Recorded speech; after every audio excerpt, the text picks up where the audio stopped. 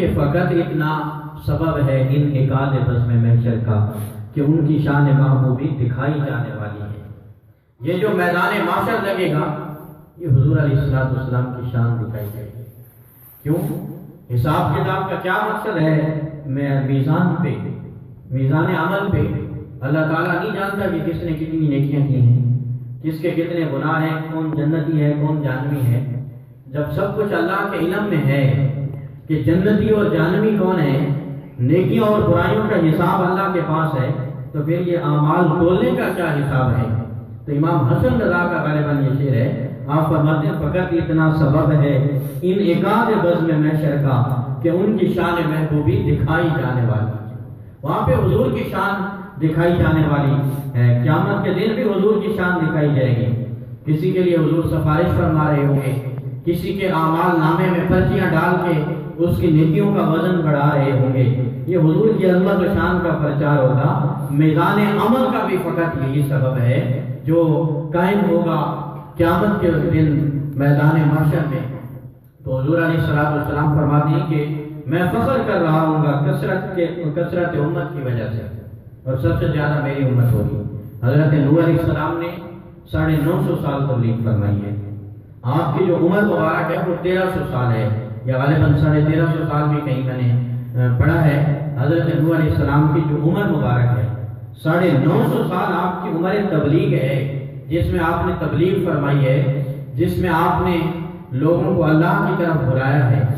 تو نتیجہ تن جو لوگ مسلمان ہوئے حضرت نوح علیہ السلام کی امت میں داخل ہوئے، ان کی تعداد سینکڑوں میں نہیں ہے، ان کی تعداد درجنوں میں ہے۔ 100 کا عدد بھی پورا نہیں ہو سکا۔ کچھ مالکین نے، محدثین نے 80 لکھے ہیں، کچھ نے 82 لکھے ہیں جو لوگ مسلمان ہوئے، اور عمر تبلیغ 950 سال ہے، اور لوگ صرف 80 یا 82 ہیں۔ ان کی تبلیغ کرنے میں کوئی شک نہیں، انہوں نے پوری محنت کی ہے۔ اللہ تعالیٰ نے جو فریضہ اور ذمہ داری ان کو عطا فرمائی تھی، پورے وثوق کے ساتھ انہوں نے اس کو سر انجام دیا ہے، لیکن امتی اتنے نہیں آ سکے۔ اسی طرح ہر نبی کے ساتھ تھوڑے تھوڑے امتی ہوں گے۔ حضور علیہ السلام کی امت اتنی زیادہ ہوگی۔ اس وقت جو روئے زمین کی آبادی ہے تقریباً 6 ارب کے راؤنڈ اباؤٹ روئے زمین پہ انسان آباد ہیں، اور 1 ارب 44 کروڑ صرف حضور علیہ السلام کے غلام ہیں جو حضور کے امتی ہیں، کلمہ پڑھنے والے ہیں۔ ایک تجزیے کے مطابق اس روئے زمین پہ ہر چوتھا شخص مسلمان ہے۔ اتنے زیادہ حضور علیہ السلام کے امتی ہیں۔ اور دیکھ لیں 63 سال عمر مبارک بھائی حضور علیہ السلام نے، 40 سال تک تو اعلان نبوت ہی نہیں کیا، صرف 23 سال آپ نے تبلیغ فرمائی ہے۔ 40 سال تو آپ نے بالکل تبلیغ نہیں فرمائی، اس میں آپ کو خاموشی کا حکم تھا۔ 40 سال بعد جا کے حکم ہوا کہ اب آپ اعلان کر دیں۔ تو نبی کریم صلی اللہ علیہ وسلم نے 40 سال کی عمر میں جو اعلان کیا، پھر 23 سال پیچھے بچتے ہیں۔ کل عمر مبارک 63 سال ہے، 23 سال حضور نے جو ہے تبلیغ فرمائی ہے۔ تو 23 سال کے عرصے میں جس وقت حضور علیہ السلام نے خطبہ حجت الوداع ارشاد فرمایا ہے، تو اس وقت جو صحابہ کرام حضور کے سامنے موجود تھے، ان میں جو صحابہ کرام کی تعداد تھی وہ 1,44,000 تھی۔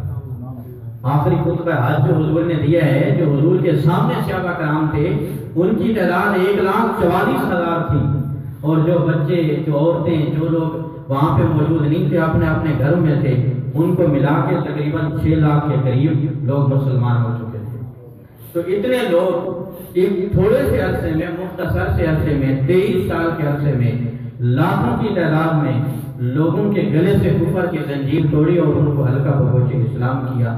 مورخ اسلام حفیظ جلندری تڑپ اٹھا، وہ کہتے ہیں کہ کڑکا تھا ایک بجلی کا، یہاں کے سوتے ہادی، عرب کی ساری زمین جس نے ہلا دی۔ ایک تھوڑے سے عرصے میں، مختصر سے حصے میں، ایک عرب نے آدمی کا بول بالا کر دیا۔ اور آگے لکھتے ہیں کہ خاک کے ذروں کو ہم دوش ثریا کر دیا۔ مختصر سے ایک پیریڈ میں لاکھوں لوگوں کو ہلکا بگوش اسلام کیا۔ اور پھر حضور کے بعد صحابہ کرام نے جس طرح تیزی کے ساتھ اس عمل کو جاری رکھا، اور پھر ہر دور میں یہی آپ دیکھ لیں، ہمارے پاک و ہند میں جو ہے عرصے بعد، صدیوں بعد ایک عطائے رسول ہند حضرت خواجہ معین الدین چشتی اجمیری آئے ہیں، اور انہوں نے 90 لاکھ لوگوں کے گلے سے کفر کی زنجیر توڑ کر اسلام کے دامن میں ان کو داخل کیا۔ 90 لاکھ لوگ صرف حضرت خواجہ معین الدین نے مسلمان کیے ہیں۔ تو اس وقت جو حضور علیہ السلام کی امت کی تعداد ہے، فرمایا کہ میں جو ہے انبیاء میں کثرت پہ امت کی وجہ سے فخر کروں گا، اور یہ میرا اعزاز شان ہے جو قیامت کے دن سارے نبیوں کے سامنے، ہر نبی کی امت کے سامنے جس کو پیش کیا جائے گا۔ بلکہ بخاری شریف کی ایک حدیث ہے، آقا کریم علیہ السلام نے فرمایا کہ کل جو صفیں ہوں گی قیامت کے دن اللہ تعالیٰ کے سامنے، ان کی تعداد 120 ہوگی۔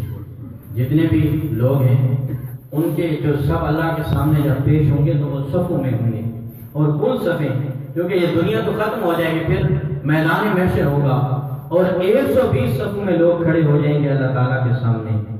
اور اگلے جملے سنیں گے تو ایمان تازہ ہو جائے گا۔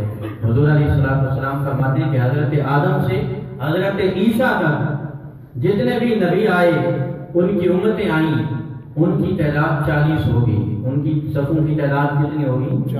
40۔ باقی 80 صفیں صرف میری امت کے ہوں گی۔ تو یہ حضور علیہ السلام کا اعزاز شان ہوگا جو قیامت کے دن اللہ تعالیٰ حضور کو عطا فرمائے گا، اور یہ سلسلہ جاری ہے۔ ایک اور حدیث ہے جس کو حضرت جابر بن عبداللہ رضی اللہ تعالیٰ عنہ بیان فرماتے ہیں، یہ بھی بخاری شریف میں موجود ہے۔ آقا کریم علیہ السلام نے فرمایا قال رسول اللہ صلی اللہ علیہ وسلم اوتیت خمسا لم یؤتہن احد قبلی۔ میری ایک شان یہ بھی ہے کہ اللہ تعالیٰ نے مجھے 5 چیزیں عطا فرمائی ہیں جو مجھ سے پہلے کسی کو عطا نہیں کی۔ 5 چیزیں مجھ سے پہلے اللہ تعالیٰ نے کسی نبی کو عطا نہیں کی، وہ 5 چیزیں اللہ تعالیٰ نے مجھے عطا فرمائی ہیں۔ تو وہ 5 چیزیں کون سی ہیں؟ فرمایا کہ نصرت بالرعب مسیرۃ الشہر، اللہ تعالیٰ نے رعب کے ذریعے میری مدد فرمائی۔ میرا دشمن 1 مہینے کی مسافت پہ ہوتا ہے، اس کے دل کے اندر اللہ تعالیٰ میرا رعب پیدا فرما دیتا ہے۔ یہی وجہ ہے کہ کتنی جنگیں ایسی ہوئی ہیں جن کے لیے حضور علیہ السلام نکلے ہیں صحابہ کرام کو لے کے، کفار پہلے ہی میدان چھوڑ کے بھاگ گئے ہیں، جنگ کی نوبت ہی نہیں ہے۔ یہ جو مال فہ ہے یہ انہی جنگوں کا نتیجہ ہے۔ مال غنیمت وہ ہوتا ہے جس وقت کفار کے ساتھ مسلمانوں کا لشکر آمنے سامنے ہوا، تو جب انہوں نے شکست کھائی وہ اپنا اسلحہ چھوڑ گئے، اپنی سواریاں چھوڑ گئے، سفر کا زادہ مال و اسباب چھوڑ کے گئے، تو وہ جتنا بھی مال مسلمانوں کے ہاتھ لگا اس کو مال غنیمت کہتے ہیں۔ لیکن مال فہ وہ ہے جو لڑائی کے بغیر ہی مسلمانوں کے ہاتھ آ گیا، لڑائی کی نوبت ہی نہیں ہے، وہ پہلے ہی بھاگ گئے۔ یہ جو باغ فدق کا آج کل تذکرہ کیا جاتا ہے، اس کا تذکرہ ہوتا ہے، کچھ لوگ اس پہ تبصرہ کرتے ہیں، تو یہ مال غنیمت میں سے نہیں تھا، یہ ایک قطع زمین، یہ آراضی، یہ مال فہ میں سے جو حضور علیہ السلام کو عطا کی گئی تھی، اور اس کا الگ حکم ہے، مال غنیمت کا الگ حکم ہے، وہ موضوع نہیں، ورنہ اس پہ بھی میں آج بات کرتا۔ تو یہ مال فہ میں سے ہے۔ تو حضور علیہ السلام فرماتے ہیں کہ نصرت بالرعب کے ذریعے اللہ تعالیٰ نے میری مدد فرمائی ہے۔ مسیرۃ الشہر، 1 مہینے کی مسافت پہ، 1 مہینے کے فاصلے پہ میرا دشمن ہوتا ہے تو اس کے دل کے اندر اللہ تعالیٰ میرا خوف پیدا فرما دیتا ہے، وہیں پہ وہ لرزنا شروع ہو جاتے ہیں۔ اور یہ اعزاز شان اللہ نے مجھے عطا فرمایا ہے، میرے علاوہ اور کسی کو نہیں دیا۔ دوسری چیز حضور علیہ السلام نے فرمایا کہ پوری ہوئی زمین اللہ تعالیٰ نے میرے قدموں کی برکت سے پاک فرما دی، ورنہ پہلے آپ امتوں کا تذکرہ پڑھیں تو ہر نبی کے امتی کو عبادت کرنے کے لیے اپنے اپنے معبد میں جانا پڑتا ہے۔ عیسائی کو چرچ میں جانا پڑتا ہے، ہندو کو مندر میں جانا پڑتا ہے، اور جو ہے یہودی ہیں ان کو کنیسہ میں جانا پڑتا ہے۔ اسی طرح عیسائی جو ہے سکھ ہیں ان کو گردوارے میں جانا پڑتا ہے۔ تو ہر جو ہے مذہب کا ماننے والا ہے اس کو اپنی عبادت کرنے کے لیے اپنی عبادت گاہ میں جانا پڑتا ہے۔ جس وقت حضور کے قدم لگے، آقا کریم علیہ السلام اس روئے زمین پہ تشریف لائے، تو حضور کے قدموں کی برکت سے اللہ تعالیٰ نے اس زمین کو پاک فرما دیا ہے۔ کوئی شخص کھیتوں میں کام کر رہا ہے، نماز کا وقت ہوا، وہیں مصلی بچھا کے نماز پڑھ لے، اللہ تعالیٰ قبول فرما۔ ضروری نہیں کہ وہ مسجد میں آئے، سفر میں ہے رستے میں ہی نماز پڑھ لے تو اللہ تعالیٰ قبول فرما لے گا۔ پہلے یہ اجازت کسی کو نہیں تھی، ان کو اپنی اپنی عبادت گاہ میں آنا پڑتا تھا، لیکن یہ اعزاز شان حضور علیہ السلام فرماتے ہیں کہ اللہ تعالیٰ نے مجھے عطا فرمایا۔ تیسری چیز آقا کریم علیہ السلام نے فرمایا کہ احلت لی الغنائم ولا تحل لأحد من قبلی، اللہ تعالیٰ نے مال غنیمت کو میرے اوپر حلال کیا ہے جبکہ مجھ سے پہلے کسی نبی پہ حلال نہیں تھا۔ سورۃ الانفال ہے، وَيَسْأَلُونَكَ عَنِ الْأَنفَالِ قُلِ الْأَنفَالُ لِلَّهِ وَالرَّسُولِ، جو مال غنیمت ہے اس کے مالک اللہ اور اس کے رسول ہیں، پہلے نبی کے اوپر حلال نہیں تھا۔ حضور علیہ السلام کا ایک مختص حصہ مال غنیمت میں ہے، فرمایا کہ یہ صرف اللہ تعالیٰ نے مجھے اعزاز شان دیا، مجھ سے پہلے اور کسی نبی کو اللہ تعالیٰ نے نہیں دیا۔ چوتھی چیز فرمایا کہ خطیب الشفاعہ، مجھے اللہ تعالیٰ نے حق شفاعت عطا فرمایا ہے، میں شفاعت کروں گا، اپنی امت کی بخشش کر لوں گا۔ حضور علیہ السلام فرماتے ہیں کہ جس وقت میدان محشر برپا ہوگا تو اس وقت میں سر سجدے میں رکھوں گا اور اپنی امت کی شفاعت کروں گا۔ جس وقت قیامت قائم ہو جائے گی، امتیں اپنے اپنے نبی کے پاس جائیں گی تو کوئی نبی اپنی امت کی بات نہیں سنے گا، وہ کہے گا کہ آج کسی اور کے پاس جائیں۔ تو پھر حضور علیہ السلام کے پاس آئیں گے لوگ، اور حضور علیہ السلام کی دعا کی برکت سے ہی جو ہے حساب کتاب کا سلسلہ شروع ہوگا۔ حضور ہی عرض کریں گے اللہ تعالیٰ کی بارگاہ میں کہ پروردگار اب لوگوں کا حساب کتاب شروع کر، کیونکہ وہ بڑا مشکل وقت ہوگا، مشکل لمحات ہوں گے، لوگ پسینے سے شرابور ہوں گے اور ان کو کوئی امید نظر نہیں آ رہی ہوگی۔ آخری امید حضور علیہ السلام کی ذات ہوگی اور حضور کے کہنے پہ پھر اللہ تعالیٰ حساب کتاب کا سلسلہ شروع فرمائے گا۔ اور حضور علیہ السلام فرماتے ہیں کہ پھر میں سفارش کروں گا، اپنی امت کی شفاعت کروں گا۔ ایک تو حضور کی شان دکھائی جائے گی جس کا ذکر میں پہلے کر چکا ہوں، دوسرا حضور فرماتے ہیں کہ میں اپنے امتیوں کو جنت کی طرف لے کے جاؤں گا، میں سر سجدے میں رکھوں گا۔ تو رب ذوالجلال فرمائے گا ارفع راسک یا محمد صلی اللہ علیہ وسلم، اے حبیب آپ اپنا سر انور اٹھائیے اور آپ کہیے سل توتا، آپ کہیے آپ کو دیا جائے گا، وشفے تو شفا، اور آپ شفاعت کریں، آپ کی شفاعت سنی جائے گی۔ پھر حضور علیہ السلام اللہ تعالیٰ کی بارگاہ میں عرض کریں گے کہ اے پروردگار اللہم امتی امتی، اے اللہ آج میں اپنی امت کی بات کرتا ہوں، آج میں اپنی امت کی سفارش کرتا ہوں۔ تو رب ذوالجلال فرمائیں گے کہ اے محبوب آپ کے امتی کے اندر اگر رائی کے دانے کے برابر بھی ایمان موجود ہے تو میں نے آج اس کی بخشش فرما دی ہے۔ حضور فرماتے ہیں کہ میری سفارش سے میری اس امتی کو بھی بخش دیا جائے گا جس کے سینے کے اندر رائی کے دانے کے برابر ایمان ہوگا۔ لیکن سلسلہ یہاں پہ ختم نہیں ہوگا، سلسلہ آگے جائے گا۔ حضور علیہ السلام فرماتے ہیں، بخاری شریف میں جو حدیث شفاعت موجود ہیں، حضور دوبارہ سر سجدے میں رکھیں گے تو رب ذوالجلال فرمائیں گے ارفع راسک یا محمد، اے محمد اپنا سر انور اٹھائیے، سل توتا وشفے تو شفا، آپ مانگیے آپ کو دیا جائے گا، اور آپ سفارش کریں آپ کی سفارش سنی جائے گی۔ حضور علیہ السلام فرمائیں گے اے پروردگار ابھی تو بہت سارے امتی میرے جنت میں جانے ہیں، تو رب ذوالجلال فرمائے گا کہ اگر آپ کے امتی کے سینے کے اندر رائی کے دانے سے بھی کم ایمان ہے تو میں نے آپ کی سفارش پہ اس کی بھی بخشش فرما دی ہے۔ اور سلسلہ یہاں پہ ختم نہیں ہوگا، سلسلہ پھر آگے بڑھے گا۔ حضور پھر تیسری بار سر سجدے میں رکھیں گے تو رب ذوالجلال فرمائیں گے ارفع راسک یا محمد، اے محمد اپنا سر انور اٹھائیے، سل توتا وشفے تو شفا۔ تو حضور فرماتے ہیں کہ پھر میں سر اٹھاؤں گا اور اللہ تعالیٰ کی بارگاہ میں جو ہے میں عرض گزار ہوں گا کہ ابھی میرے بہت سارے امتی ہیں جنہوں نے ابھی جنت میں جانا ہے۔ تو رب ذوالجلال فرمائے گا کہ اے محبوب آپ کے امتی کے سینے کے اندر رائی کے دانے کا 10واں حصہ بھی موجود ہے تو میں نے آج آپ کے اس امتی کی بھی مغفرت فرما دی ہے۔ تو وہ بھی جنت میں چلے جائیں گے جن کے اندر رائی کے دانے کا 10واں حصہ بھی ایمان موجود ہوگا، وہ بھی حضور کی سفارش پہ جنت میں چلے جائیں گے۔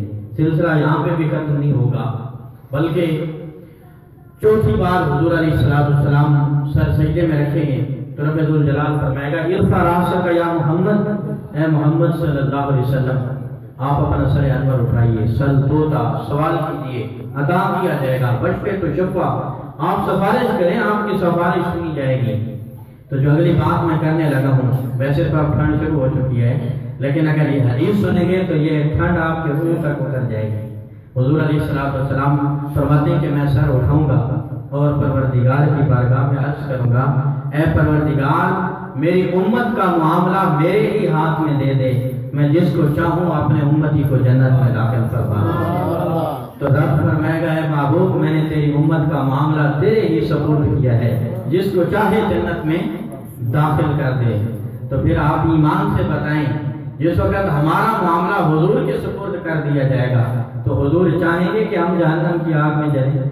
وہ کسی نے کہا تھا نا کہ میں تو کیا، میرا سایہ بھی دوزخ میں نہ جائے گا، کیونکہ رسول پاک سے دیکھا نہ جائے گا۔ حضور علیہ السلام پھر اپنے امتیوں کو جو ہے جنت میں لے کے جا رہے ہوں گے۔ ایک حدیث کا مفہوم ہے کہ حضور علیہ السلام فرماتے ہیں، میں سینے بند سے تمہیں جہنم سے کھینچ کے جنت کی طرف لے کے جاتا ہوں۔ تعجب کی جا ہے کہ فردوس اعلیٰ، بنائے خدا اور وسائے محمد صلی اللہ علیہ وسلم، یہ حضور علیہ السلام کی شان ہے کہ جنت خدا نے بنائی ہے، لیکن اس کو حضور علیہ السلام ہی آباد کریں گے۔ تماشا تو دیکھو کہ آتے سے دوزخ، لگائے خدا اور بجھائے محمد صلی اللہ علیہ وسلم۔ جہنم میں اللہ تعالیٰ نے آگ لگوائی ہے، لیکن حضور علیہ السلام کی برکت سے جو ہے وہ بجھے گی، اور اللہ تعالیٰ حضور کے امتیوں کو جنت کا مستحق بنائے گا، حضور کی شفاعت پہ، حضور کی سفارش پہ۔ اور اعلیٰ حضرت فضل بریلوی علیہ رحمہ لکھتے ہیں کہ پیش حق مجدہ شفاعت کا سناتے جائیں گے، آپ روتے جائیں گے، ہم کو ہنساتے جائیں گے، وسعتیں دی ہیں خدا نے دامن محبوب کو، جرم کھلتے جائیں گے اور وہ چھپاتے جائیں گے۔ حضور پردہ پوشی فرمائیں گے اور اپنی امت کو داخل جنت کریں گے۔ فرمایا کہ یہ اللہ تعالیٰ نے مجھے شان عطا کی ہے۔ اور پانچویں چیز، آقا کریم علیہ السلام نے فرمایا کہ کان نبیو یبعث بہ خاصہ وبعثت الی الناس عامہ، جتنے بھی نبی آئے اللہ تعالیٰ کے، وہ کسی خاص قوم کے لیے، خاص قبیلے کے لیے آئے ہیں، مجھے اللہ تعالیٰ نے عموماً لوگوں کے لیے بلکہ ہر چیز کا نبی بنا کے بھیجا ہے۔ دوسری حدیث کا مفہوم ہے حضور پوری کائنات کی ہر چیز کے نبی بن کے جو ہے عمومی طور پہ حضور علیہ السلام تشریف لائے ہیں۔ تو یہ حضور کی عظمت و شان ہے، آپ کا یہ مقام اور مرتبہ ہے جس کو حضور نے خود بیان کیا، جس کو رب ذوالجلال بیان فرماتا ہے، حضور کے صحابہ نے اس کو بیان کیا ہے، اور قیامت تک یہ بیان ہوتا رہے گا حضور کی عظمت و شان کا۔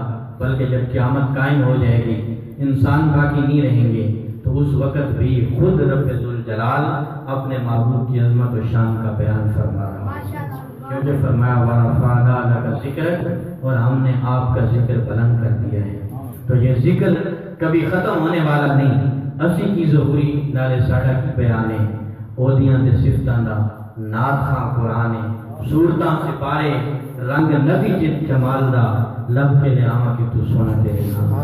اللہ تعالیٰ کی بارگاہ میں دعا ہے کہ رب ذوالجلال ہمیں حضور کی سچی محبت عطا فرمائے۔ چلیں میں ویسے تو میں ایک حدیث عرض کر دیتا ہوں، آپ کی خواہش ہے۔ حضور علیہ السلام کی عظمت و شان اور اس کا بیان جو ہے، اس کو بیان حضور نے خود بھی فرمایا ہے۔ ایک حدیث اسی سے ریلیٹڈ جو آخر پہ میں نے بات کی ہے، حضور علیہ السلام ایک مرتبہ صحابہ کرام کے اندر تشریف لائے، حضور اپنے حجرہ انور سے نکلے تو حضور علیہ السلام کے صحابہ جو ہے انبیاء کا ذکر کر رہے تھے کہ حضرت آدم صفی اللہ ہیں، اللہ تعالیٰ نے ان کو جو ہے صفی بنا کے بھیجا ہے، وہ اللہ کی شان کا مظہر ہے۔ تو نبی کریم صلی اللہ علیہ وسلم نے ان کے کلام کو سنا، سمعت کلامکم وعجبکم، یہ حدیث پاک کے الفاظ ہیں، میں نے ان کے کلام کو بھی سنا اور اس کے اندر جو اظہار تعجب تھا اس کو بھی سنا کہ بڑی شان ہے حضرت آدم علیہ السلام کی کہ وہ صفی اللہ ہیں، اللہ تعالیٰ نے ان کو منتخب کر لیا ہے۔